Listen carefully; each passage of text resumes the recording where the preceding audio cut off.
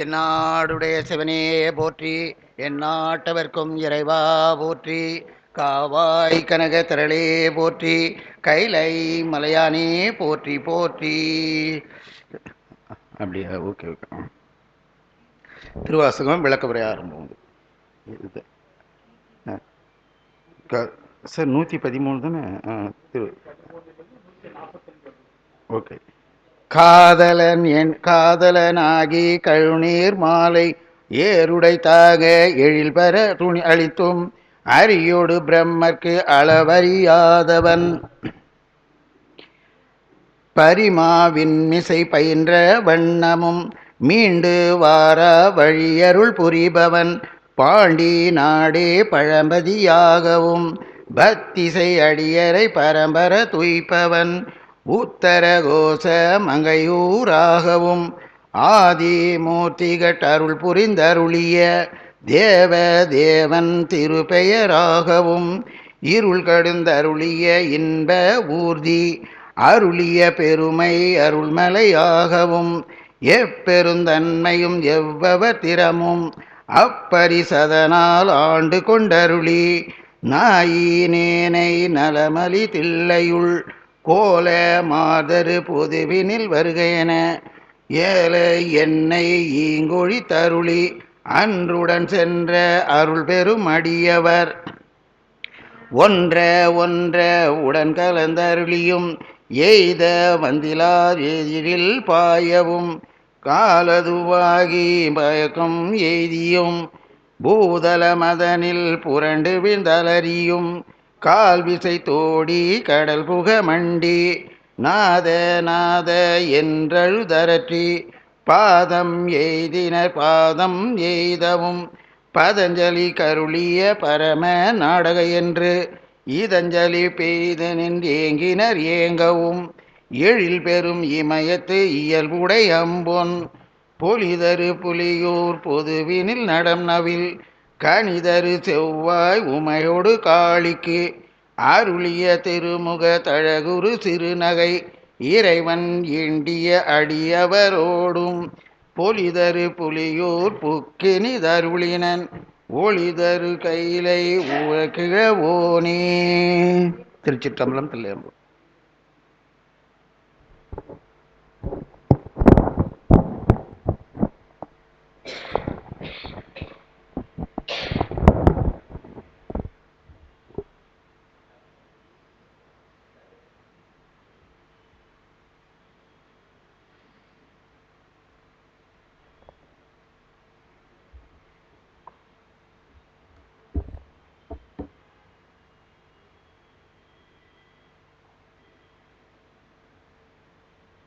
காஞ்சிபுரம் சிவஞான அருள்நெறி அறக்கட்டளை நடத்துகின்ற திருவாசக தொடர் உரையில் இன்றைக்கு கீர்த்தி திரு அகவலில் 113வது அடி தொடங்கி 145வது அடி வரையிலும் உள்ள செய்திகளை முடிந்த அளவு விளக்கமாக பார்க்கிறோம். அதில் 113வது அடி காதலன் ஆகி கழுநீர் மாலை ஏழுடைத்தாக எழில்வர அணிந்தும் என்று விளக்குகிறார். அப்போ கருத்து என்ன என்பதை புரிந்து கொள்ளணும். இது என்ன கருத்து என்பதை புரிந்து கொள்ளணும். காதலன் என்ற சொல்லை ஒரு அரிய பொருள் உணர்வோடு சொல்கிறார். காதல் என்ற சொல்லுக்கு நிறைவு என்று பொருள். காமம் அதிலிருந்து வருகின்ற சொல்லுதான் காதல், காமம் என்பது. கமம், கமம் என்றால் நிறைவு. அப்ப காதல் என்பது நிறைவு தரும். இப்போ ஆணுக்கு பெண்ணு, பெண்ணுக்கு ஆணு, அப்போ இந்த இருவரும் நிறைவு பெறுவதற்குரிய நிகழ்வு தான் காதல். ஆனால் இந்த இடத்துல உயிர்கள் மீது பெருமான் காதல் கொள்ளுகிறார். உயிருக்கு நிறைவு வரணும், அதை பெருமான் தான் தரணும். அந்த நிறைவு எது என்றால் ஞானம். உயிரினுடைய குறை எது என்றால் அறியாமை. இப்போ அறியாமை நீங்க வேண்டும் என்றால் ஞானம் வந்தே ஆகணும். இருள் நீங்க வேண்டும் என்றால் விளக்கை ஏற்றியே ஆகணும். விளக்கை ஏற்றினாதான் இருளை நீக்க முடியும். அதுபோல ஞானத்தை பெற்றால்தான் அறியாமையை நீக்கிக் கொள்ள முடியும். அப்போ அந்த ஞானத்தை யார் தருவது? ஞானமுடைய பெருமான் தான் தந்தாகணும். எனவே அந்த பெருமான் என்ன செய்கிறான்? காதலன் ஆகி உயிர்கள் மீது அன்பு கொண்டு அருள் கொண்டு என்ன செய்கிறான்? கழுநீர் மாலை ஏழுடைத்தாக எழில் பெற அணிந்தும். கழுநீர் மாலை, இப்போ காஞ்சிபுரத்தில் செங்கழு நீர் தெரு என்று ஒரு தெரு இருக்கிறது. இதெல்லாம் நம்முடைய முன்னைய வரலாறு. இந்த கழுநீர் என்பதால் குவளை மலர். அவற்றால் ஆன மாலையை யார் அணிவது என்றால் குருநாதர் அணிந்து கொள்வார். இப்போ செவ்வருமான் குருநாதராக எழுந்துள்ளுகிறார் ஞானத்தை தருவதற்காக. ஏதோ ஒரு நேரத்தில் ஏதோ ஒரு இடத்துல அது நடந்திருக்கிறது. அதான் இங்கே குறிக்கிறார். இப்போ இந்த இடத்துல ஒரு கருத்தை நம்ம உணரணும். இதெல்லாம் மணிவாசகர் காலத்திற்கு முன்னதாக நடந்த இறைவனுடைய திருவிளையாடல். இது மணிவாசகருக்கு எப்படி தெரிந்தது? அவர் என்ன பெரிய ஆராய்ச்சியாளரா அப்படின்னா அப்படிலாம் இல்லை. நீங்கள் ஆராய்ச்சியெல்லாம் புறத்தில் தான் செய்ய முடியும். அகத்தில் எல்லாம் ஆராய்ச்சியெல்லாம் பண்ண முடியாது. அகத்தில் உணரலாம். உணர்கின்ற வேட்கை இருக்கும் என்றால் இறைவன் உணர்த்துவான். அப்படி இறைவன் உணர்த்தத்தான் மணிவாசகர் உணர்ந்து ஒவ்வொன்றாக நமக்கு சொல்லிக் கொண்டிருக்கிறார். அந்த வகையில் காதலனாகி கழுநீர் மாலை ஏழுடைத்தாக எழில் பெற அணிந்தும், தனக்கு பொருத்தமாக அந்த செங்கழு நீர் மாளிகையை அணிந்து குருவாக எழுந்தருளி அவன் உயிர்களுக்கு, தகுதியான உயிர்களுக்கு ஞானத்தை வழங்கினான் என்ற செய்தியை சொல்கிறார். அரியோடு பிரம்மர்க்கு அளவு அறியாதவன். பிரம்மன் திருமால் என்று படைத்தற்கடவுளும் காத்தற்கடவுளும் அவர்களெல்லாம் ஆன்மாக்கள். அந்த ஆன்மாக்களுக்கு ஒரு பெரிய பதவி கொடுத்தவுடனே தங்களை பெரிதாக கருதி கொண்டு நானே பெரியவன் என்று இருவரும் சண்டையிட அவர்களுக்கு உண்மையை உணர்த்துவதற்காக பெருமான் ஒரு அனல் பிழம்பாக அவர்கள் நடுவில் எழுந்தருளி யார் அடிமுடியை காணுகிறார்களோ அவர்களே பெரியவர்கள் என்று அசரீரியாக சொல்லுகிறார். எனவே இருவரும் அன்னப்பறவையாகவும் பன்றியாகவும் மாறி அடிமுடி தேடுகிறார்கள். ஆனாலும் என்ன ஆயிற்று? அளவு அறியாதவன் என்று பேசுகிறார். அப்படி முயன்றும் கூட அவர்களால் அறியப்பட முடியாதவனாக சிவபெருமான் விளங்குகிறான் என்பதை சொல்கிறார். அத்தகைய பெருமான் பரிமாவின் மிசை பயின்ற வண்ணமும். ஆனாலும் உயிர்கள் மீது உள்ள கருணை அவனுக்கு குறையவில்லை. எனவே அந்த உயிர்களுக்கு, அதாவது பிரம்மா திருமால் உட்பட எல்லா உயிர்களுக்கும் அந்த உண்மையை உணர்த்துவதற்காக பரிமாவின் மிசை பயின்ற வண்ணமும். இங்கே பரிமா என்றால் குதிரையை குறிக்கும் நேரடியாக. ஆனால் அது அல்ல கருத்து. குதிரை என்பது வேதத்தை குறிக்கின்ற ஒரு குறியீட்டு சொல்லு. அப்போ பெருமான் என்ன பண்ணுறாருன்னா வேதத்தை பயின்று அவற்றை ஓதுகிறார் மற்றவர்களுக்காக. அதுதான் அதில் உள்ள கருத்து. ஏனே இப்போ இல்லை நம்ம என்ன கருத்து தெரியுதுன்னா, இறைவன் ஓயாமல் வேதத்தை ஓதிக்கொண்டிருக்கிறார். காது உள்ளவர்கள் கேட்க கடவார்கள், காது இல்லாதவர்களெல்லாம் கேட்க முடியாது. ஆனால் புறக்காது மட்டுமல்ல, அகக்காதும் இருக்கணும். அப்போ தான் அவன் பேசுவதெல்லாம் கேட்க முடியும். அதைத்தான் இங்கே சொல்ல வருகிறார். பரிமாவின் மிசை பயின்ற வண்ணமும் மீண்டு வாரா வழி அருள் புரிபவன் என்று பேசுகிறார். ரொம்ப உயர்ந்த கருத்து அது. இந்த உலகத்தில் நாம் பிறந்திருக்கிறோம், மனிதர்களாக பிறந்திருக்கிறோம். எதுக்காக பிறந்திருக்கிறோம்னு ஒரு கேள்வி கேட்டால் நமக்கு என்ன பதில் கிடைக்கும் என்றால், இனிமேல் பிறவாமல் இருப்பதற்காக பிறந்திருக்கிறோம். இனி ஒரு பிறவி இங்கே இருக்கக்கூடாது, நமக்கு இருக்கக்கூடாது, சைவர்களுக்கு இருக்கக்கூடாது. அப்போ இருக்கக்கூடாது என்றால் அதற்குரிய தகுதியை பெறணும். அது என்ன தகுதி அப்படின்னா, இந்த உலக வாழ்க்கையில் ஒரு பெரிய உண்மையை புரிந்து கொள்ளணும். உலகத்தில் உள்ள பொருள்கள் எதுவாக இருந்தாலும் இது நிலையற்றது. என்றோ ஒரு நாள் அழியும்.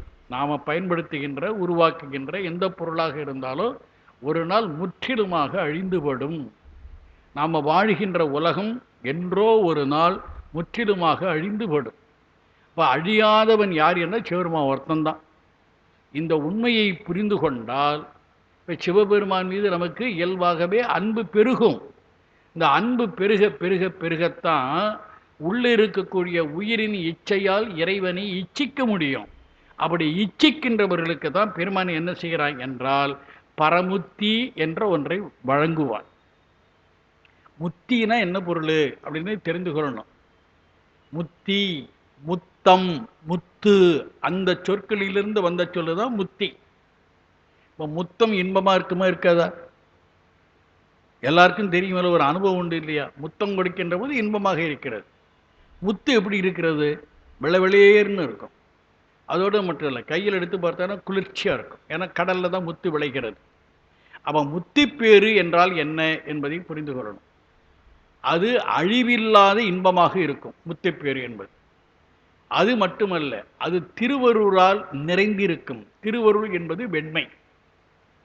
அது மட்டுமல்ல, குளிர்ச்சியாக இருக்கும். முத்திப்பேறு ஒரு கால் வெப்பமாக இருந்ததுன்னா நம்ம ஆட்கள் என்ன கேட்பாங்க? அங்கே ஒரு ஏசி போடலாமான்னு கேட்பாங்க. ஏன்னா குளிர்ச்சி வேணும் வெப்பத்தில். இப்போ பெருமானுடைய திருவடி எப்பொழுதும் குளிர்ச்சியாக இருக்கும். எனவே பரமுத்தி என்பது உயிர்களுக்கு குளிர்மையை தரும், அருளை தரும், நிலைவற்ற இன்பத்தை தரும் என்பதெல்லாம் இந்த சொல்லில் அடங்கி இருக்கின்றன பொருள்கள். அதனால சொல்கிறார், மீண்டு வாரா வழி அருள் புரிபவன். எந்த பரமுத்திக்கு போய்விட்டோமோ அதிலிருந்து மீண்டு வருவதற்கு வாய்ப்பே கிடையாது.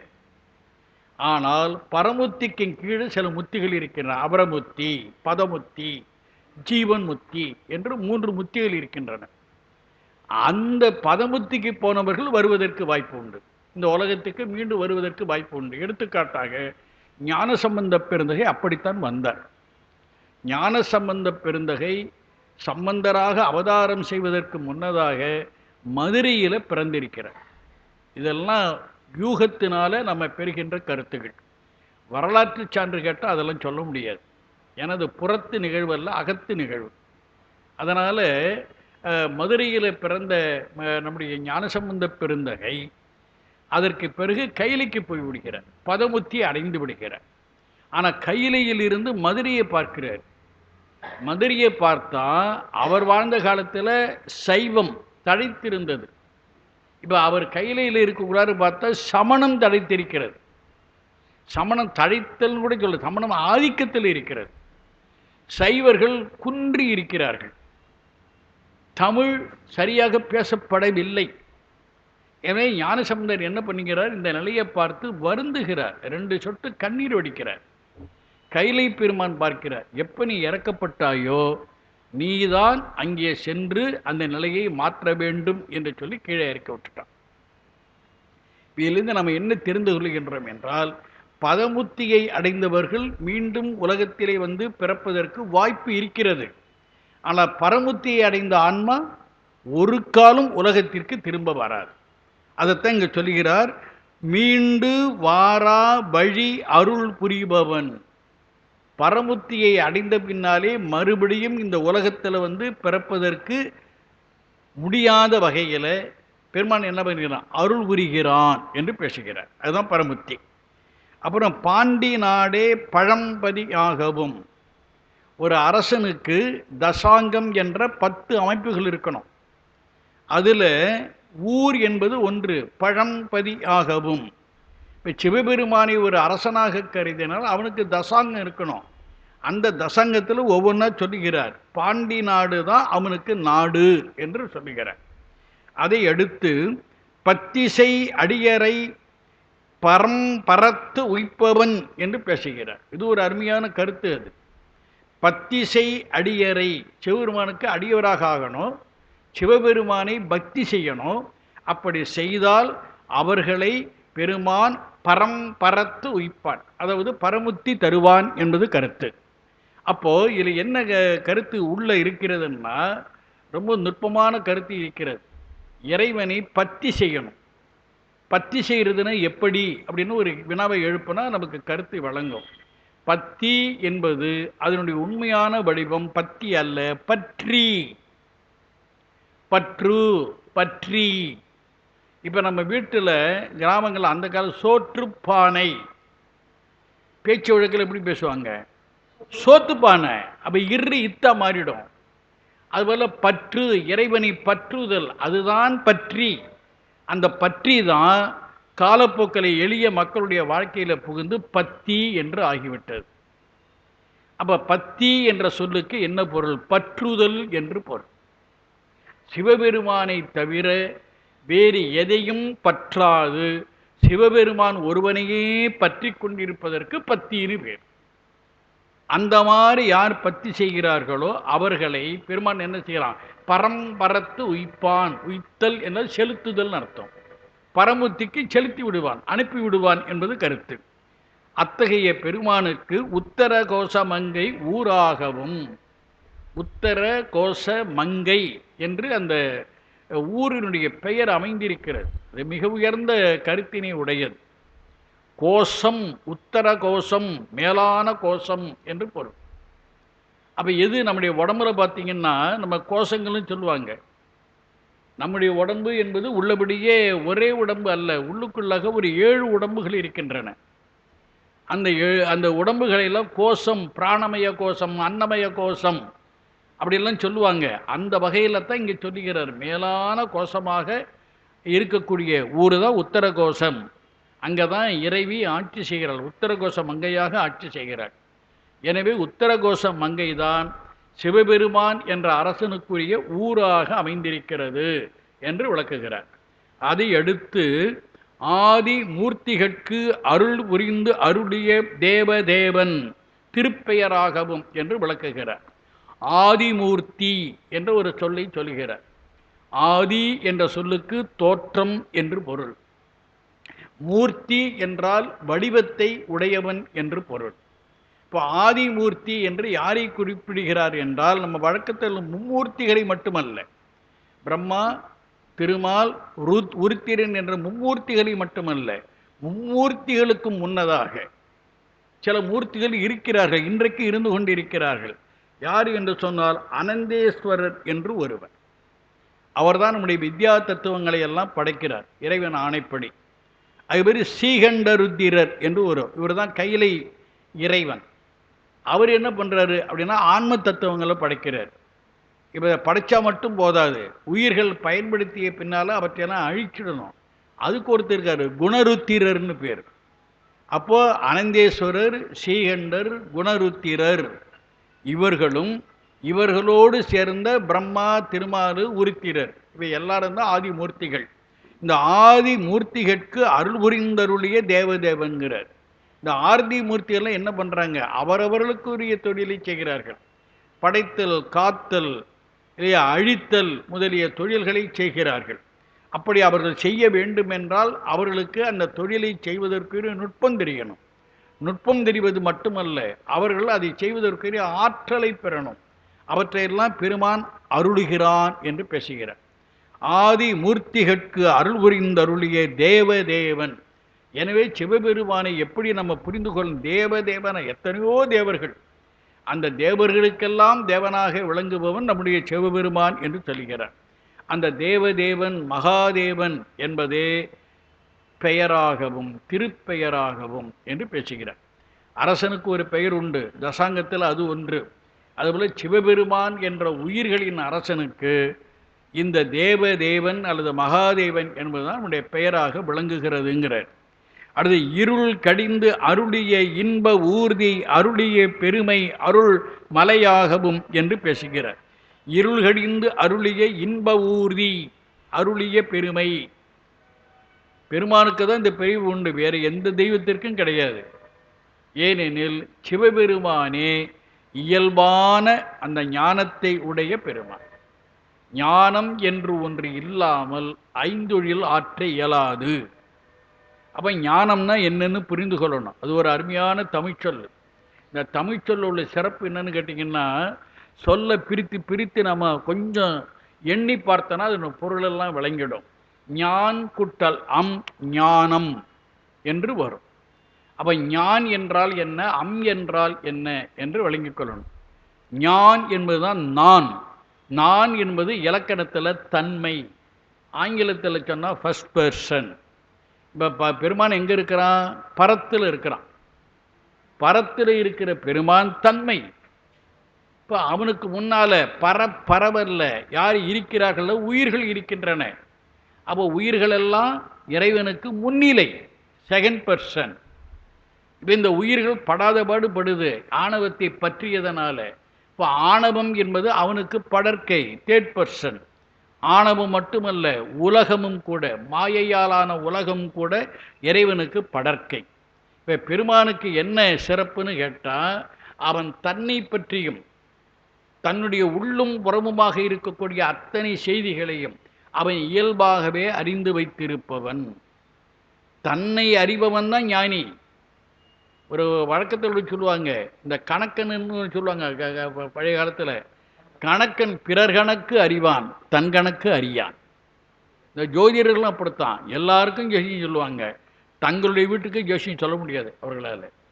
அதுபோல இறைவன் அப்படி இல்லை, அவன் எல்லாவற்றையும் அறிந்து வைத்திருப்பவன், தன்னை பற்றியும் அறிந்து வைத்திருப்பவன். ஏன் பல இடர்பாடுகளுக்கு ஆளாகிறோம் என்றால் நம்மை பற்றி நமக்கு முழுமையை தெரியாது, அதுதான் காரணம். அப்படி தெரிந்தால் நமக்கு சிக்கல் வராது, வந்தாலும் எளிதில் தீர்த்து கொள்ளலாம். இப்போ சிவபெருமான் அப்படி தன்னை பற்றியும் அவன் அறிந்து வைத்திருக்கிறான், முன்னிலையாகிய உயிர்களை பற்றியும் அறிந்து வைத்திருக்கிறான். படற்கையாகிய ஆணவம், படற்கையாகிய உலகம், இவை எல்லாவற்றையும் பற்றி உள்ளும் புறமுமாக எல்லாவற்றையும் அறிந்து வைத்திருக்கிறான்.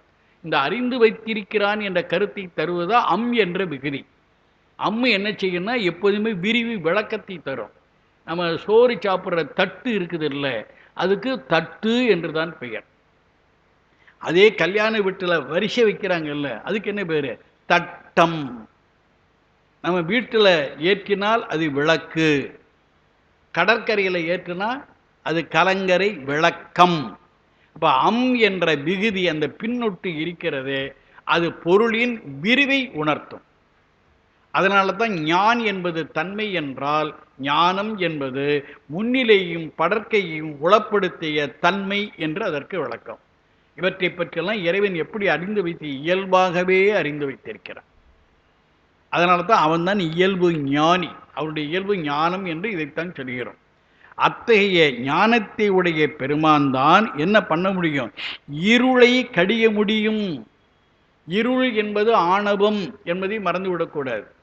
நாம் இந்த நூல்களெல்லாம் ஆழ்ந்து படிக்காததுனால நமக்கு நிறைய தவறான கருத்துக்களெல்லாம் இருக்கின்றன. குறிப்பாக நம்முடைய துன்பங்களுக்கெல்லாம் எது காரணம்? ஆசை. அப்படின்னு யார் சொன்னா? புத்தர் சொல்லியிருக்கிறாரு இல்லையா? புத்தர் எந்த ஊருக்காரரு? வடநாட்டுக்காரரு. நான் ஒரு கருத்தை நடுவில் வச்சுங்க, வடநாட்டுக்காரனுக்கு எப்பொழுதுமே புத்தி மட்டு, அந்த காலத்தில் இந்த காலம் வரையிலும். ஆனால் இப்போ நாம் ஏமாந்துட்டு இருக்கிறோம், நம்ம ஏமாந்து கொண்டு இருக்கிறோம், நமக்கு அந்த தெளிவு இல்லை. அப்போ என்ன பொருள்னு கேட்டிங்கன்னா, புத்தர் சொல்லிட்டாரு ஆசை தான் துன்பத்துக்கு காரணம்னு. இப்போ நான் என்ன கேள்வி கேட்குறேன், ஆசைப்படாமல் உங்களால் வாழ முடியுமா? ஆசையே படாமல் உலக வாழ்க்கை உங்களால் வாழ முடியுமா? முடியுமா முடியாதா? முடியாது. இப்போ ஆசை நல்லதா கெடுதலா? நல்லது தானே. அப்புறம் அது எப்படி துன்பத்துக்கு காரணம் சொல்லு? பேராசை துன்பத்திற்கு காரணம் சொல்லுங்க, அது நியாயம். ஆசை துன்பத்திற்கு காரணம் அல்ல. அப்படியே நம்ம வச்சுக்கிட்டா கூட ஆசைக்கு எது காரணம்? அடுத்த கேள்வி கேட்கணும். இந்த கேள்வி கேட்டால் தான் நமக்கு பதில் கிடைக்கும், யாரும் கேட்கறது இல்லை. ஆசைக்கு எது காரணம்? தேவையா? சரி, உள்ளபடியே தேவையா இல்லையா? ஒன்றும் இல்லை, ஒரு செய்தி நிகழ்ச்சி வச்சு பார்க்கலாம். ஒரு திருவிழா நடக்குதுங்க, சிறு பிள்ளைகளை அழைத்து கொண்டு போகிறோம். அந்த திருவிழாவில் என்னென்னவோ விற்கிறான். இப்போ பார்க்குறதெல்லாம் இந்த சின்ன பையன் கேட்பான், வாங்கி கொடுத்தா எவ்வளோ நேரம் வச்சிட்டு இருப்பான். அப்போது வீட்டுக்கு போகிறவரு தான் சில பேர் வீட்டில் போய் உடச்சி போட்டுருவான். அதை ஏன் சார் முதல்ல அடம்பிடிச்சு வாங்கினா, இப்போ ஏன் உடச்சி போடுறான்? ரெண்டுக்கு காரணம் வேணுமில்ல. முதல்ல அது நல்லதுன்னு நினைச்சான், அதை பயன்படுத்திய பிறகு அதனால் ஒரு பலன் இல்லை என்று தெரிந்து கொண்டான். அப்போ ஆசைக்கு எது காரணம்? அறியாமை காரணம். ஆசைக்கு எது காரணம்? ஆசைக்கு, பேராசைக்கு, இதுக்கெல்லாம் எது காரணம்னா அறியாமை காரணம். நான் சொல்லல, சிதம்பரத்தில் உமாபதி சிவம் என்று மிகச்சிறந்த ஒரு அருளாளர் ஞானி வாழ்ந்தார், ஒரு தீட்சிதர். அவர் ஒரு 8 நூல் எழுதியிருக்கிறார் சைவ சித்தாந்த சாத்திரங்கள்ல. அதுல ஒரு நூல்ல சொல்ல, இருள் இன்றேல் துன்பு என் என்று கேட்கிறார். இருள் என்ற ஆணவம் என்ற ஒன்று இல்லை என்றால் உங்களுக்கு துன்பம் எப்படி வந்துவிடும் என்று கேட்கிறார். இந்த கருத்தெல்லாம் நம்ம உள்வாங்கல. புத்தஞ்சொன்ன வடநாட்டு புத்தன் சொன்னதெல்லாம் ஒழுங்கா மனசில் வச்சிருக்கிறோம். நம்மாலும் சொன்னதை அதை முதல்ல கேட்கவே இல்லை, வைக்கல. அவ என்ன பொருள் கேட்டா, துன்பத்திற்கு காரணம் ஆசை அல்ல, ஆசைக்கும் காரணமாக இருக்கக்கூடிய அறியாமை தான் எல்லா துன்பங்களுக்கும் காரணம். நம்முடைய நூல் சொல்லுகிற சாத்திரம் சொல்லுகிறது. அதைத்தான் இங்க பெருமான் சொல்லுகிறார், இருள் கடிந்து அருளிய இன்ப ஊர்தி. ஞானம்னு ஒன்று இருக்குல்ல, அந்த ஞானத்தினால தான் அறியாமை என்கின்ற இருளை கடிய முடியும், நீக்க முடியும். மாணிக்கவாசனுடைய வரலாறே அதைத்தான் சொல்கிறது. நாம இறைவனை அடைவதற்குரிய தகுதியை பெற்றாலும் இறைவன் வழங்கினால் ஒழிய ஞானத்தை பெற இயலாது. மாணிக்கவாச தகுதி இல்லைன்னு சொல்ல முடியுமா? தகுதி உண்டு. அதுதான் பெருமான் கீழே இறங்கி தடுத்தாட்கொண்டு என்ன பண்றான், அருள் பாலிக்கிறான், திருவடி தீட்சையெல்லாம் கொடுக்குறான். கொடுத்துட்டு என்ன பண்றான், இங்கேயே இரு, தில்லைக்கு வா என்று சொல்லிட்டு அவன் மறைஞ்சிடுறான். ஏன் அப்படின்னு ஒரு கேள்வி கேட்டாலும் நமக்கு பதில் கிடைக்கும். என்ன பதில் அப்படின்னு கேட்டீங்கன்னா, ஒரு ஆன்மா இந்த பிறவியை முடித்து கொண்டு நிறைநிலையை அடைய வேண்டும் என்றால், அதாவது பரமுத்தியை அடைய வேண்டும் என்றால், அது தகுதி பெற்றால் மட்டும் போதாது, இறைவனுடைய அனுமதி வேணும். இறைவன் வா என்று அழைத்தால் ஒழிய திருவடிக்கு ஆன்மா போக முடியாது.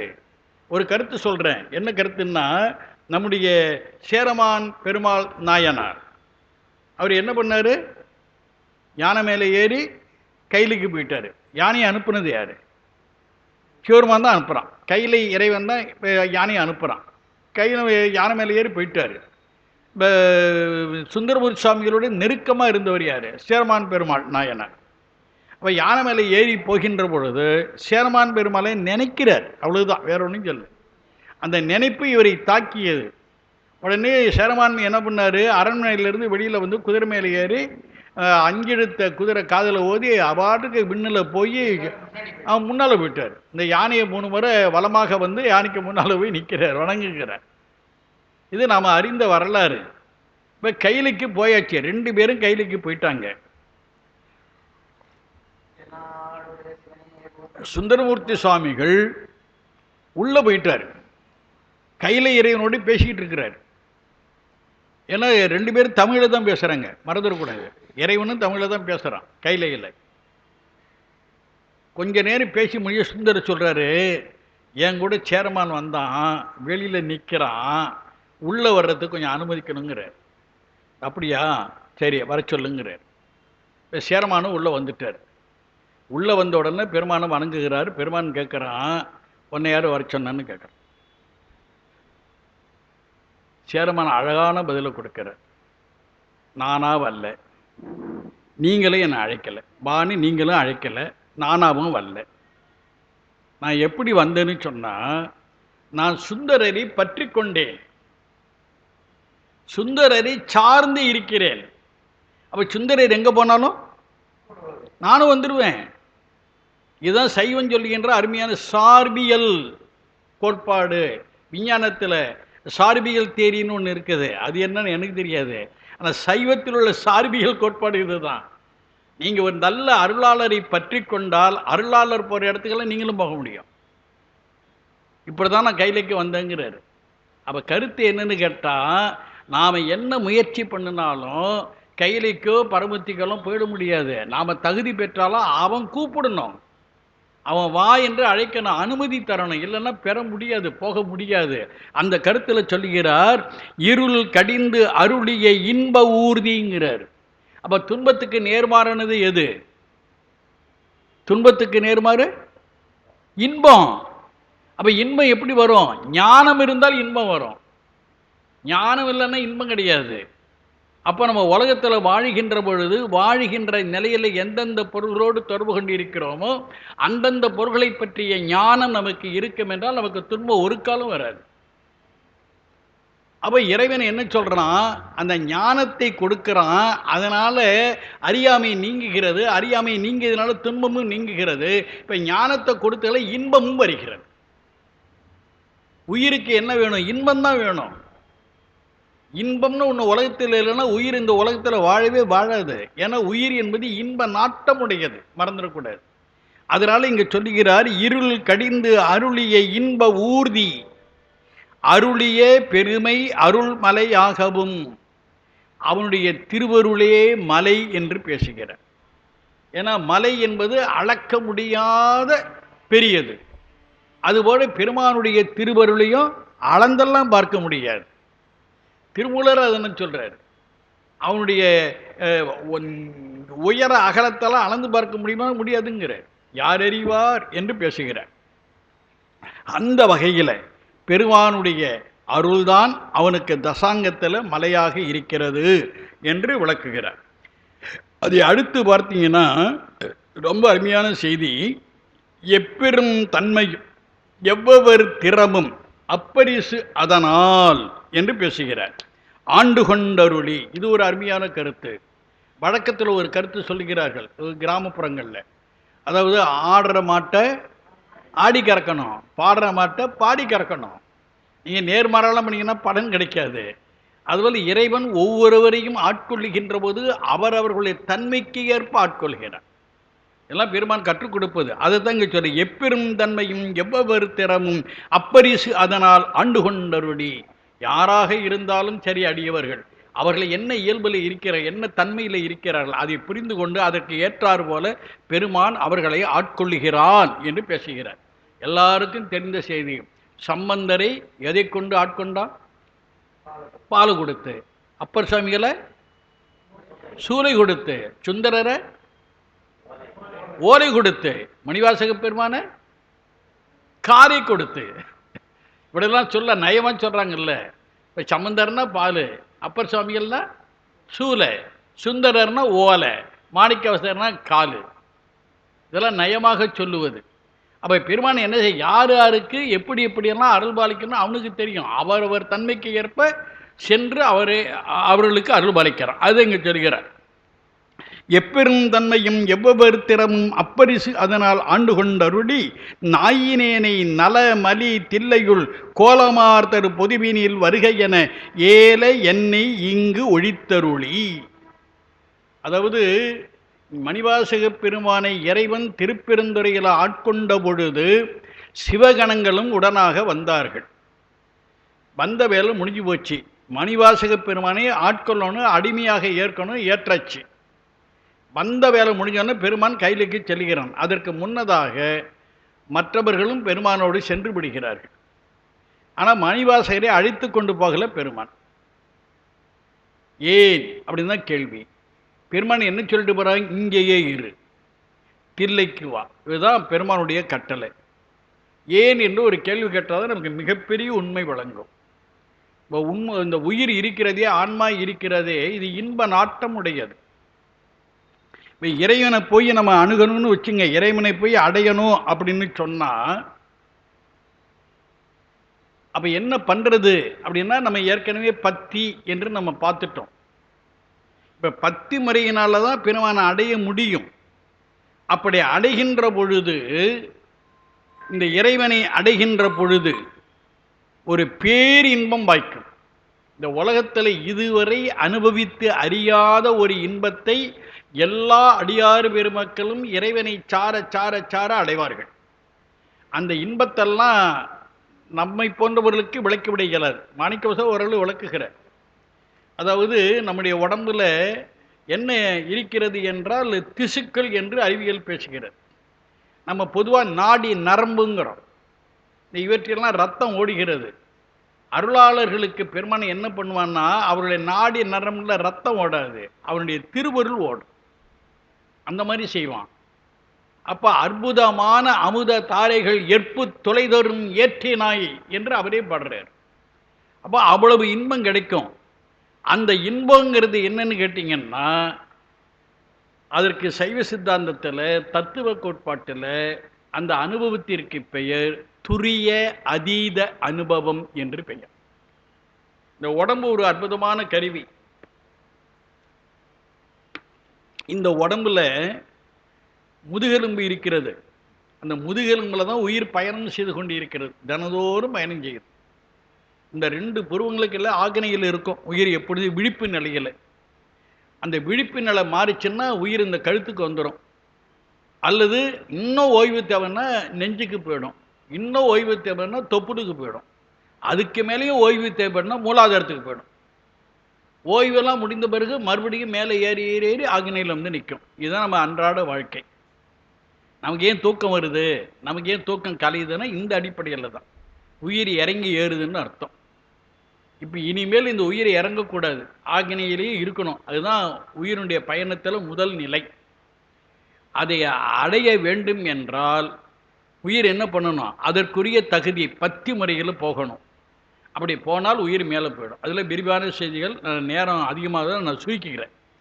அப்படி போகின்ற பொழுது அந்த பேர் இன்பம், அந்த ஆக்னையில் அனுபவிக்கின்ற இன்பம், அதற்கு மேலே உச்சித்தலையில் அனுபவிக்கின்ற இன்பம், அதுக்கு மேலே ஒரு 12 அங்குலம் சென்று அதுக்கு மேலே தான் பெருமான் இருக்கிறான். ஒவ்வொருடைய உடம்பை பொறுத்த வரைகளும் அங்கெல்லாம் பயணம் பண்ணுகின்ற போது பேர் இன்பத்தில் அந்த ஆன்மா திளைக்கும். அதற்கு பெயர் துரிய அதீத அனுபவ நிலை என்று பெயர். அந்த அனுபவ நிலையில பேச்சு வராது, பேசவும் முடியாது. அவ பேசணும்னா கீழே இறங்கணும், இந்த இடத்துக்கு இறங்கணும். இது துரிய நிலைன்னு பேர். உச்சி தலையில் உயிர் வந்து சேர்ந்துக்குன்னா துரிய நிலை. பெருமான் இங்கேயே இருன்னு ஏன் சொன்னான்னா, இந்த துரிய அதீத நிலை இன்ப அனுபவத்தோடு நீ துரியத்தில் இறங்கி எல்லாருக்கும் புரிவதற்காக சொல்லுங்கிறான். அதுதான் திருவாசகம். இல்லாட்டி அந்த உயிரினுடைய ஞான அனுபவங்களை எந்த உயிராலும் எந்த மனிதனாலும் புரிந்து கொள்ள முடியாது. அதுக்காக தான் பெருமான் மாணிக்கவாசை இங்கேயே இரு என்று சொன்னான். ஆனால் இங்கேயே இருந்துடாத, அப்படியே இருந்துட்டு பணியனாற்றி அப்படியே மெல்ல மெல்லமாக தில்லைக்கு வந்து சேரு, தில்லையில் வந்தோன்னா திருவடியில் சேர்த்துக்கிறேன்னு சொல்லிட்டான். அப்படி தான் அவர் முத்தி பேர் அடைகிறார். அதெல்லாம் இங்கே குறிக்கிறார். என்ன கேட்கிறார்? நாயினேனை நலமலி தில்லையுள் கோலமார்தரு பொதுவினில் வருகை என ஏல என்னை இங்கு ஒழித்து அருளி என்று பேசுகிறார். இதெல்லாம் அற்புதமான உள்ள நிறைய குறிப்புகள் இருக்கின்றன. என்ன குறிப்பு? ஒரு குறிப்பு, அதாவது நாயினேனைன்னு தன்னை குறைவாக சொல்லிக் கொள்கிறார். இது மிகப்பெரிய உண்மை. எவ்வளவு பெரிய அறிவினை அல்லது செல்வத்தை அல்லது அதிகாரத்தை பெற்றிருந்தாலும் தன்னை தாழ்மைப்படுத்திக் கொள்ளுவர்கள் தான் உயர்வார்கள். தன்னை உயர்வாக கருதி கொள்வார்கள் தாழ்ந்து போவார்கள். இதுதான் வரலாறு. அந்த அடிப்படையில் தான் தன்னை ரொம்ப ரொம்ப தாழ்த்திக் கொள்ளும். இறைவனுடைய அருள் உபதேசத்தை பெற்ற பின்னாலும், இறைவனுடைய அருள் நோக்கம் பெற்ற பின்னாலும் மணிவாசகர் தன்னை தாழ்த்திக் கொள்வதற்கு இதுதான் காரணம். நாயினேனை என்று தன்னை தாழ்த்திக் கொள்கிறார். அதை அடுத்து பார்த்தீங்கன்னா சொல்லுகிறார், இந்த தில்லை என்பது என்ன என்பதை இங்கே விளக்குகிறார். கோலமார்தரு பொது என்று பேசுகிறார். கோலம்னா அழகுன்னு அர்த்தம். எதுக்கு அழகு? உயிருக்கு அழகு. அந்த அழகை தருவது எது? தில்லை. அந்த தில்லை என்பது என்ன? பொது அப்படிங்கிறார். பொதுனா என்ன கருத்துங்கிறதை விளங்கிக் கொள்ளணும். ஞானிகள் எல்லா நாட்டிலும் இருப்பார்கள், எல்லா மதத்திலும் இருப்பார்கள், எல்லா மொழியிலும் இருப்பார்கள். அந்த ஞானிகளெல்லாம் பேதமற்று வந்து வழிபாடு செய்கின்ற இடம்தான் தில்லை பொது. இதுதான் நம்ம நூல்களின் வழி நம்ம புரிந்து கொள்வது. ஆனால் இப்போ நடைமுறையில் என்ன இருக்கிறது? தில்லை என்பது பொது தீட்சிதர்கள் என்று மாற்றிக்கொண்டார்கள். இதெல்லாம் ஒரு வகையான சூழ்ச்சி. இதெல்லாம் நம்ம நன்கு விளங்கி கொள்ளணும். ஏன்னா பெருமக்கள் அவங்க போகிற போக்கில் பாடிட்டு போயிடுவாங்க. அதில் எவ்வளவு நுட்பம் இருக்குன்னு நாம் தான் கண்டுபிடிக்கணும். எனவே கோலமார்தரு பொதுவினில் வருகை என ஏல என்னை இங்கு ஒழித்தருளி. இதுக்காக தான் பெருமானை இங்கேயே இருன்னு சொல்லிட்டு போயிட்டான். அப்போ அன்று உடன் சென்ற அருள் பெறும் அடியவர் ஒன்ற உடன் கலந்து அருளியும். பெருமானோடு திருப்பெருந்துறைக்கு வந்த சிவகணங்கள் என்ன செய்தார்கள்? ஒன்ற பெருமானோடு ஒன்றுகிறார்கள். ஒன்ற உடன் கலந்து அருளியும். பெருமானோடு அவர்களும் மறைந்து விடுகிறார்கள். எய்த வந்தியலாதார் எரியில் பாயவும். சில பேரால் பெருமானோடு போக முடியல. அப்போ என்ன அர்த்தம்னா தகுதி குறைபாடு என்று பொருள். அப்படி தகுதி குறைபாட்டில் இருக்கிறதுனால என்ன ஆயிற்று என்றால், அவர்கள் இங்கே இருப்பதை பொறுத்து கொள்ள முடியாமல், ஏற்றுக்கொள்ள முடியாமல் தங்களுடைய உயிரை மாய்த்து கொள்கிறார். எரியில் பாயவும், நெருப்பில் விழுந்து தங்களை அழித்துக் கொள்கிறார் சிலர்.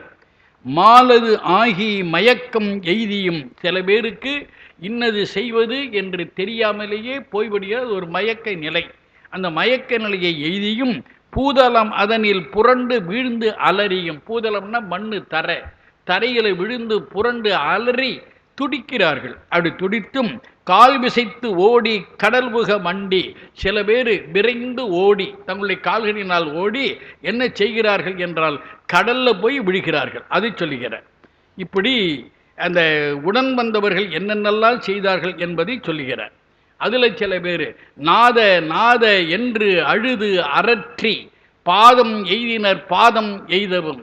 சில பேர் தொடர்ந்து நாத நாதன்னா தலைவரேன்னு அர்த்தம், உயிர் தலைவரே உயிர் தலைவரே என்று கதறுகிறார்கள். மணிவாசக பெருமானி ஒன்று சொல்லி அருமையான ஒரு கருத்து சொல்றாரு. இறைவனை எப்படி அடையணும்னா, இந்த திருக்குற்றாலத்தில் ஒரு பதிகம் பாட்டு பாடுகிறார், எல்லாருக்கும் தெரிந்த பாட்டு. பாட்டு உங்களுக்கு தெரியுமில்ல?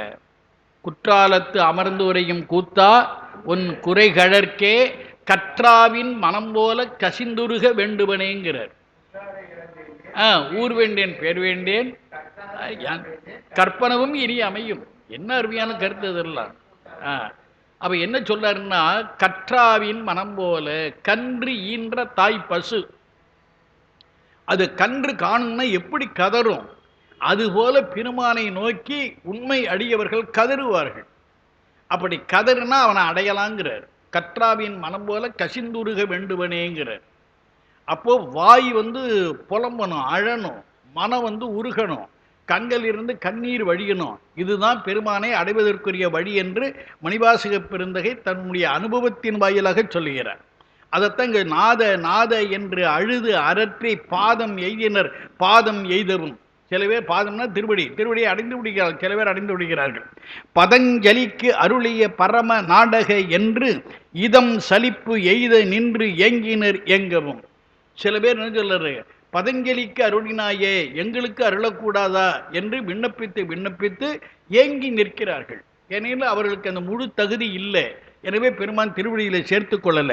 இதம் சலிப்பு எய்த நின்று ஏங்கினர்ங்கிறார். இதம் சலிப்பு எய்தன்னா மனசுல சலிப்பு ஏற்பட்டு விட்டது, இனிமேல் நமக்கு திருவடி கிடைக்காது என்ற ஒரு சலிப்பு ஏற்பட்டு விட்டது. அந்த சலிப்பினால அவர்கள் ஏங்கி நின்று கொண்டிருக்கிறார். ஏங்கினர் எங்கவும் எழில் வெறும் இமயத்து இயல்பு உடை அம்பன் பொலிதரு புலியூர் பொதுவீனில் நடம் நவில் கனி தரு செவ்வாய் உமையோடு காளிக்கு அருளிய திருமுகத்து அழகு ஒரு சிறு நகை இறைவன் ஈண்டிய அடியவரோடும் பொலிதரு புலியூர் புக்கு இனிது அருளினன் என்று விளக்குகிறார். இப்போ கருத்து என்னன்னு கேட்டால், எழில் வெறும் இமயத்து இயல்பு உடை அம்பன் பொலிதரு புலியூர் பொதுவினில் நடம் நவில் என்று ஒரு கருத்தை கொடுக்கிறார். சிவபெருமான் இருக்கக்கூடிய இடம் கைலை மலை. அது எங்கே இருக்குது? வடக்கு இமயமலையில் இருக்கிறது. இப்போ நாம் என்ன கேட்கிறோம்னா, சிவன் தமிழ்ச்சிவனா இல்லையா? அவன் தமிழ்ச்சிவன் தானே. இப்போ எல்லாருமே மாணிக்க வாசகர் தென்னாடுடைய சிவன் தானே அவன். அப்போ தென்னாடு தமிழ் தானே. இந்த தமிழ்ச்சிவன் ஏன் இமயமலையில் போய் வடக்கு போய் உட்காந்துருக்கிறான்?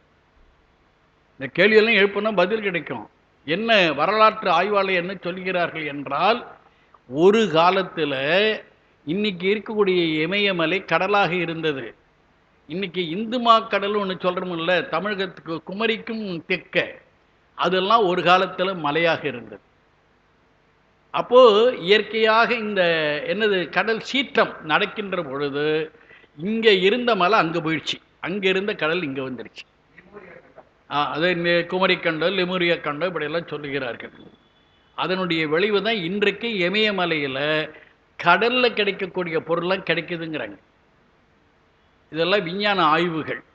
இப்போ நம்ம கருத்து என்னன்னு கேட்டால், நாம் நம்முடைய குமரி கண்டத்தை குமரி மலையை நாம் இழந்து நிற்கிறோம். அந்த மலை தான் இப்போ உள்ள இமயமலை.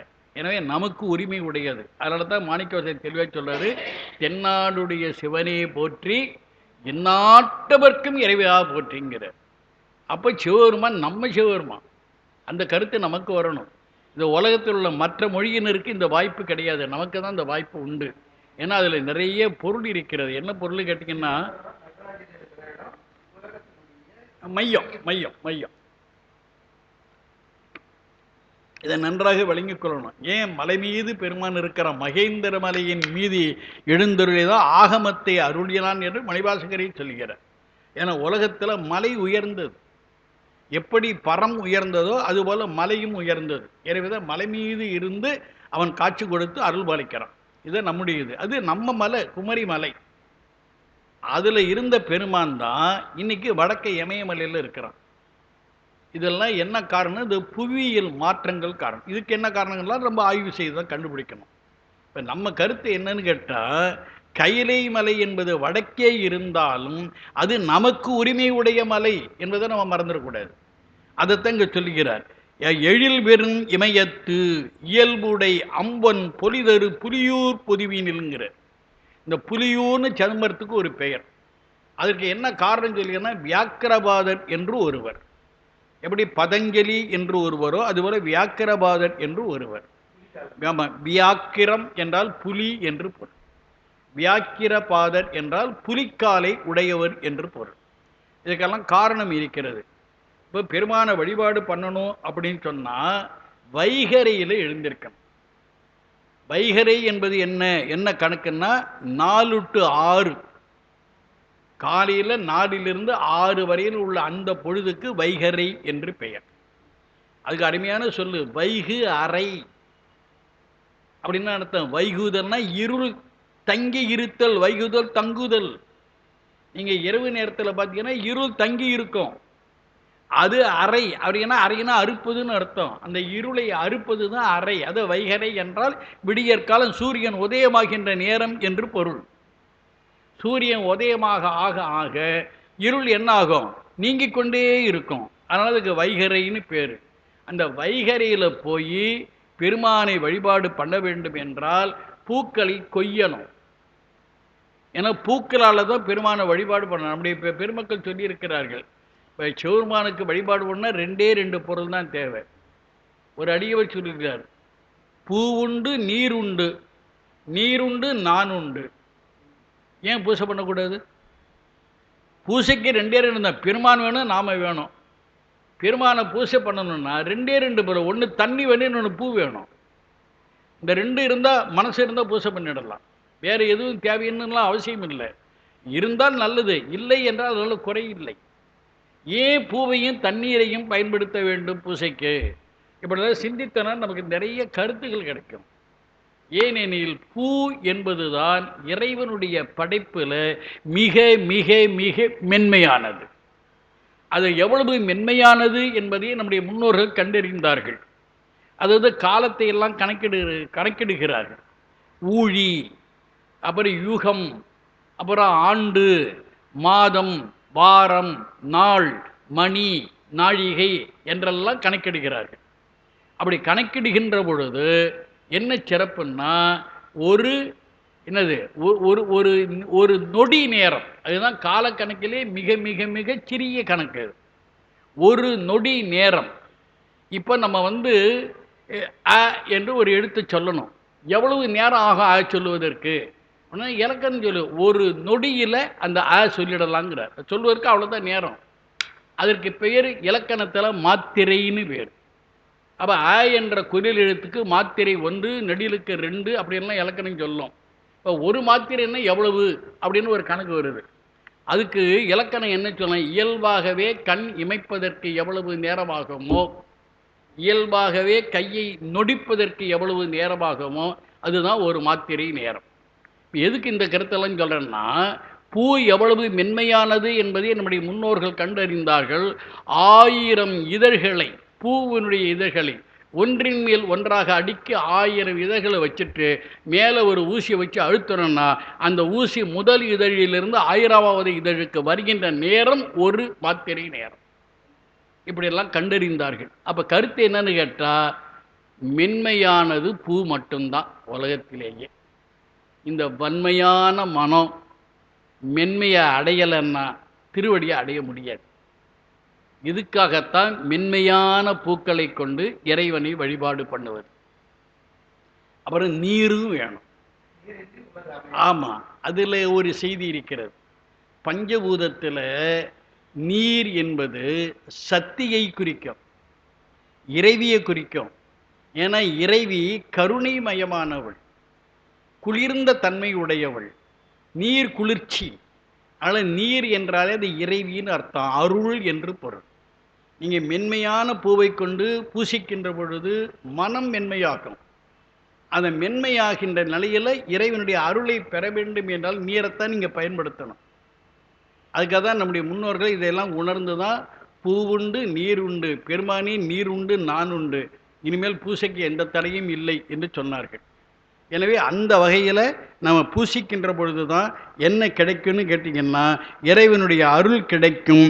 அந்த பூவை பறிக்க வேண்டும் என்றால் வைகரையில் போய் பறிக்கணும். அப்படி பறிக்கின்ற போது சில இடர்பாடுகள் வரும். ஏன்னா பூக்கள் பூத்திருக்கக்கூடிய காட்டுப்பகுதியில் சில ஜந்துக்கள் இருக்கலாம், தொல்லை தரலாம். அதே நேரத்தில் அந்த தொல்லை எப்போ வரும், நாம் ஏதாவது சத்தம் எழுப்பினால் அது விழிப்படைந்து பாதிப்பு கொடுப்பதற்கு வாய்ப்பாக இருக்கும். அதனால தான் நம்முடைய வியாக்கிரபாதர் பெருமான்ட்ட ஒரு விண்ணப்பம் சொன்னார், நான் வைகரையில் போய் பூவை பறிக்கணும், நான் அப்படி பறிக்கின்ற போது எந்த விதமான சலச்சலப்பும் ஏற்படக்கூடாது. அதுக்கு என்ன பண்ணும், எனக்கு புலி உருவத்தை கொடுத்துரு, புலிக்காலை கொடுத்துரு. ஆமாம், அப்படி மரத்தில் ஏறி இப்போ புலிக்கால் நீங்கள் பார்த்துருக்கீங்களா இல்லை, பூனையினுடைய காலை பார்த்தீங்கன்னா புலிக்காலம் அப்படி தான் இருக்கும். பூனையினுடைய கால் எப்படி இருக்கும், மெத்துன்னு மென்மையாக இருக்கும். புலிக்காலம் அப்படி தான் இருக்கும். அந்த காலை வச்சு மரத்தில் ஏறினா என்ன சலச்சலப்பு வரும், ஒன்றும் வராது. அப்போ பூவை பறிப்பதற்காக இப்படி ஒரு உருவத்தை வேண்டி பெறுகிறார். அவர் வேண்டி பெற்று பெருமானை இப்படி பூசித்ததனால சிதம்பரத்துக்கு என்ன பேர் வந்தது, புலியூர் என்றே ஒரு பெயர் வந்தது. அதைத்தான் இங்கே சொல்லுகிறார். எனவே பொலி தரு புலியூர் பொதுவினில் நடம் நவில் அப்படிங்கிறார். அப்போ தில்லை என்பது பொது என்ப கருத்தை சொல்லுகிறார். பொது என்பதற்கு கருத்து என்னன்னு கேட்டால் எல்லா மதத்து ஞானிகளும் தில்லைக்கு வரலாம். இப்போ இந்த கருத்தெல்லாம் மாற்றிட்டாங்க. அதுதான் நமக்கு வலுவாக இல்லாத காரணத்திலெல்லாம் எதையுமே நம்ம ஒழுங்குபடுத்த முடியல. தப்பாக உலகத்தை நடந்துகிட்டு இருக்கிறது. நம்ம என்ன பண்ணுறதுன்னு தெரியல. விஷயம் தெரிந்தவர்கள் பெருமானிட்ட விண்ணப்பிக்கலாம், அவ்வளோதான் பண்ணலாம். அதுக்கு மேலே ஒன்றும் பண்ண முடியல. நம்மக்கிட்ட ஆட்சி இல்லை, அதிகாரம் கிடையாது, ஒன்றும் கிடையாது. அதனால் நம்ம சொல்லிக்கிட்டு இருக்கலாம், அவ்வளோதான். இப்போ எதுக்கு நான் இதை சொல்ல வரேன்னா, ஒரு நிகழ்ச்சி அண்மை காலத்தில் நடந்தது, ரொம்ப வியப்பாக இருக்கும். நம்ம திருத்தணி இருக்குல்ல, திருத்தணியில் ஆங்கில கணக்கில் தான் அது என்ன படிவிழா நடத்துவாங்க. இதுக்கெல்லாம் ஒரு வரலாறு இருக்குது, அப்படியே சொன்னால் போயிட்டே இருக்கும். ஆங்கில ஆட்சி காலத்தில் படிவிழா என்பது ஜனவரி 1ஆம் தேதி நடத்தணும். ஜனவரி 1ஆம் தேதி எப்போ பிறக்கும், நம்ம கணக்கில் டிசம்பர் 31 ராத்திரி 12 மணிக்கு பிறக்கும். அந்த 12 மணிக்கு திருத்தணியில் கடையநல்லூர் மஜீத் என்ற இஸ்லாமியர் தான் பாடுவார், முருகனை பற்றி பாடுவார். இது சில காலம் வழக்கத்தில் இருந்து, அவர் இப்போ இல்லை. நான் ஒரு முறை போயிருந்தேன், அதனால தான் எனக்கு இந்த செய்தியெல்லாம் தெரியும். இந்த மஜீத்து 12 மணிக்கு அவருக்கு தான் அந்த பாடுவதற்கு உரிமை, வேறு யாருக்கும் கிடையாது. நம்ம காஞ்சிபுரத்திலேருந்து ஒரு ஓதுவார் அதுக்கு முன்னதாக பாடின, அவர் கீழே இறங்கி சொல்கிறாங்க, மணி 12 ஆச்சு இறங்குன்னு சொல்லுகிறார்கள். அப்போ அவர் ரொம்ப ரொம்ப கோத்தோடு கேட்குறாரு, மஜீத்து பாடணும்னா மசூதிக்கு போய் பாட வேண்டியது தானே, ஏன் இங்கே வந்து பாடணும்லாம் கொஞ்சம் கடுமையாக கேள்வி கேட்டுட்டார். அப்புறம் தான் மஜீத்து கரெக்டாக அந்த 12 மணிக்கு உட்காந்து பாடினார். பாடிட்டு இந்த வழக்கெல்லாம் சொன்னார். நான் ஏன் இந்த மேடையில் 12 மணிக்கு வந்து உட்காந்து பாடுறேன்னா அப்படின்னு வரலாறு சொல்கிறார். மஜீத்து என்ன பண்ணுறாரு, அது சில ஆண்டுகளுக்கு முன்னதாக திருத்தணிக்கு இந்த படிவிழா நேரத்தில் வந்திருக்கிறாரு. கீழே திருக்குளம் இருக்குல்ல, அந்த திருக்குளத்தை நின்றுருக்கிறார். அவர் வேற திருத்தணிக்காக வந்திருக்கிறாரு, முருகனை பார்க்குறதும் வந்திருக்கிறாரு. ஆனால் சாதாரண ஒரு மனிதராக திருக்குளத்தை கரையில் நிற்கிறார். அந்த நேரம் ஒரு பெரிய கூட்டம் வந்தது. அது மலை மேலே போய் ஏறி சன்னதிக்கு போகுது, இவரை தள்ளிக்கிட்டே போயிட்டது. இவராக போகலை, தள்ளிக்கிட்டே போய் சன்னதியில் போய் நிற்க வச்சிடுறது. சன்னதியில் போய் நின்ன உடனே இவராக பாடுகிறார், பாட்டு தானாக வருது. அன்றிலிருந்து அவர்தான் படிவிழாவில் பாட வேண்டும் என்று ஒரு நியதி வகுத்தார்கள். இப்போ சொல்ல வந்த செய்தி என்னன்னு கேட்டால், நெல்லை கடையனூர் மஜித் ஒரு இஸ்லாமியர், ஆனால் ஞானி. அப்போ நம்முடைய பெருமானுக்கு என்ன இயல்பு? ஞானம் என்பது இயல்பு. ஞானத்தை பெற்றால் ஒழிய திருவடி பேர் அடைய முடியாது. அவன் ஞானம் பெற்றவர்கள் யாராக இருந்தாலும் பேதம் பார்க்கக்கூடாது. அதுதான் நம்முடைய சைவம். அந்த கருத்தில் தான் சிதம்பரத்தில் தில்லையில ஞானிகள் யாராக இருந்தாலும் உள்ளே வரலாம். ஆனால் இப்போ என்ன நடக்குது? சைவர்களை தவிர வேறு யாரும் வரக்கூடாது போர்டு வச்சிருக்கணும். எவ்வளோ பெரிய அறியாமை! சைவத்தை பற்றிய அறிவு இல்லாத காரணத்தினால அப்படி வைத்திருக்கிறார்கள். இதெல்லாம் மாற்றுவதற்கு நம்மக்கிட்ட அதாவது விஷயமும் தெரியல, அதிகாரமும் இல்லை. இதெல்லாம் நம்முடைய நிலைகள். இதெல்லாம் அதனால தான் இங்கே சொல்லுகிறார், பொலிதரு புலியூர் பொதுவினில் நடனவில் அப்படிங்கிறார். பெருமான் தில்லையில் ஆடுகிறான். ஏன் தில்லையில் ஆடுகிறான்? ஏன்னா கைலையில் இருந்த பெருமான் ஏன் தில்லையில் வந்து ஆடுகிறான் என்றால், முன்பு சொன்னது போல தில்லை என்பது பொது மட்டுமல்ல, தில்லை தான் உலகத்திற்கு மையம். நம்ம உடம்புக்கு எது மையம்னா இதயம்தான் மையம். ஆனால் அளந்து பார்த்தீங்கன்னா இதயம் மையமாக வருது, இடுப்பு தான் மையமாக வரும். ஆனால் ஞானிகள் இதைத்தான் மையம் என்று சொல்கிறார்கள். என்ன காரணம்னு கேட்டால், நம்முடைய உடம்பு 36 தத்துவங்களால் ஆனது. இந்த 36 தத்துவம் என்பது முதுகெலும்பில் தான் இருக்குது. மண்டையில் உச்சி தலையில் தொடங்கி புட்டத்தில் பின்பக்கம் புட்டத்தில் கீழே வரையெல்லாம் அந்த முதுகெலும்பு வரும். அந்த முதுகெலும்பு தான் 36 தத்துவங்களை உடையது. அதில் மையம் எதுன்னா இதயம். இதயம் இருக்கக்கூடிய பகுதி தான் முதுகெலும்பினுடைய மையம். முதுகெலும்பு தான் நமக்கு கணக்கு. அதனால தான் இந்த இடத்தை மையமாக வைத்து இங்கே ஒரு துடிப்பு நிகழ்ந்து கொண்டே இருக்கிறது. நம்ம கட்டுப்பாட்டில் இல்லை, பெருமானுடைய கட்டுப்பாட்டில். இந்த துடிப்பு இல்லை என்றால் உடம்பு உயிரோடு இருக்காது. அதுபோல உலகத்திற்கு மையம் என்பது தில்லை. தில்லையில் பெருமான் ஐந்தொழில் நடனம் ஆடவில்லை என்றால் உலகம் அழிந்து போடும். அதுதான் அங்கே போய் ஆடிட்டு இருக்கிறான். அதே நேரத்தில் இன்னொரு கருத்து பொது, இன்னொரு கருத்து புலியூர். இந்த கருத்தெல்லாம் உள்வாங்கணும். எனவே அப்படி அவன் அங்கே நடனம் ஆடிக்கொண்டிருக்கிறான். அவன் என்ன செய்கிறான்? கனிதரு செவ்வாய் உமையோடு காளிக்கு அருளிய திருமுகத்து அழகூறு சிறுநகைங்கிற நடனம் ஆடுகின்ற போது அது ஒரு மிகப்பெரிய ஒரு நுட்பமான கலை. அது மனசில் இருக்கிற கருத்துக்களெல்லாம் கை அசைவின் வாயிலாக, முகத்தினுடைய அசைவின் வாயிலாக வெளிப்படுத்தணும். அது பாவம்னு பேர். அந்த நடிக்கின்ற போது, நடனம் ஆடுகின்ற போது பாவத்தை வெளிப்படுத்தவில்லை என்றால் அந்த நடனம் சிறக்காது. அப்போ பெருமான் என்ன பண்ணுறான்? அந்த பாவத்தெல்லாம் காட்டி தான் நடனம் ஆடுகிறார். அதை யார் பார்க்கிறார்கள் என்றால் சொல்லுகிற உமை பார்க்கிறார், காளி பார்க்கிறார். ரெண்டுக்கு வேறுபாடு. உமை எப்பொழுதும் பார்ப்பா, ஏன்னா அவள் தான் கூட இருக்கிற பக்கத்தில். காளி அப்படி இல்லை. அதுக்கு ஒரு தனியாக ஒரு வரலாற்று செய்தி இருக்கிறது. தாருகன் என்று ஒரு அசுரன், அதுதான் தாருகன் என்று ஒரு அசுரன். இந்த அசுரன் எப்படின்னா வழிபாடு பண்ணி பண்ணி பண்ணி பெருமானிடத்தில் வரம் பெற்று விட்டான். என்ன வரம் பெற்றான்னா, அவனை போரில் யாராலும் அழிக்க முடியாது. அப்படி யாராவது எதிர்த்து நின்று அவனை தாக்கினால் அவனுடைய உடம்பிலிருந்து ரத்தம் வெளியே வந்து விழுந்தால் ஒவ்வொரு இரத்தத்துலேயும் ஒரு அசுரனாக மாறும். அப்படி ஒரு வரத்தை வாங்கிட்டான். அதனால் அவனை யாராலையும் வெல்ல முடியாது. ஆனால் ரொம்ப அட்டகாசம் பண்ணுறான். அளவுக்கு மீறி அதிகாரம் வந்து அட்டகாசம் நடக்கத்தான் செய்யும். உடனே விண்ணப்பம், பெருமான் என்ன பண்ணுறான் அப்படின்னு கேட்டிங்கன்னா, அவனை தாருகனை அழிப்பதற்காக காளி என்று ஒருத்தியை உருவாக்குகிறான். அந்த காளியை அவளுக்கு அதிகாரத்தையும் ஆற்றலையும் கொடுத்து அந்த தாருகனை அழிச்சிட்டு வான்னு அனுப்புகிறான். அதே மாதிரி காளி செய்கிறார். அந்த தாருகனை அடக்கி எப்படி அடக்கிறான்னா, அவனுடைய உடம்புல உள்ள ரத்தத்தெல்லாம் உறிஞ்சி குடிச்சிடுற எல்லாவற்றையும். ரத்தம் முழுக்க காளிக்கு உடம்புல போயிடுச்சு. அதனால இனிமேல் அசுரர்கள்லாம் தோன்றுவதற்கு வாய்ப்பே இல்லை. தாருகன் அழிந்துபட்டான். அதுக்கு பிறகுதான் ஒரு பெரிய பிரச்சனை. என்ன பிரச்சனைன்னா, இந்த தாருகன் என்ற அசுரனுடைய கெட்ட ரத்தத்தெல்லாம் உள்ள குடிச்சா இல்லையா, அது இவளை மோசமானவளாக ஆக்கிவிட்டது. இவ வந்து அட்டகாசம் பண்ண ஆரம்பிச்சிட்டான். இவ பெருமான் பார்க்கிறான், இவளை அடக்கணும், இது எப்படி அடக்கிறது அப்படின்னு. அப்பதான் நடனம் ஆடுகிறான். நடனம் ஆடுகின்ற போது இவன் என்னென்ன ஆட்டமெல்லாம் ஆடுறான்னா அதையெல்லாம் அவளும் ஆடுகிறாள்.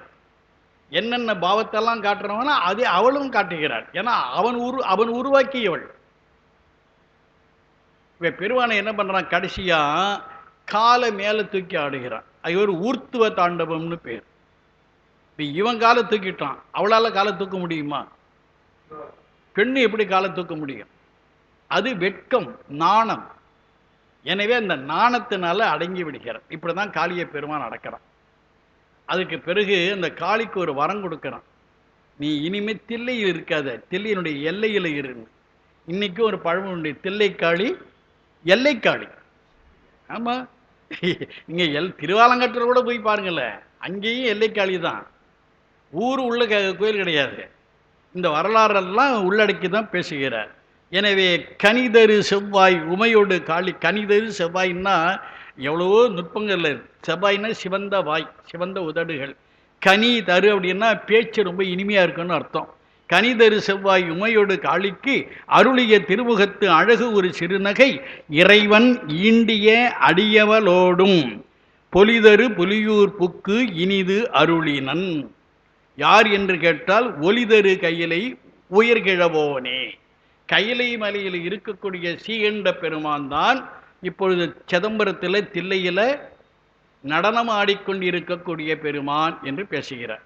இப்போ மணிவாசகருக்கு இப்படியெல்லாம் அருள்பாலித்து விட்டு தில்லையில் அவன் எழுந்தருளியிருக்கிறான் என்று நம்முடைய பாட்டை முடிக்கிறார். எனவே நம்முடைய பெருமானுடைய சிறப்பு என்பது பல பல நுட்பங்களை உடையது என்பதை நம்ம புரிந்து கொள்ளணும்.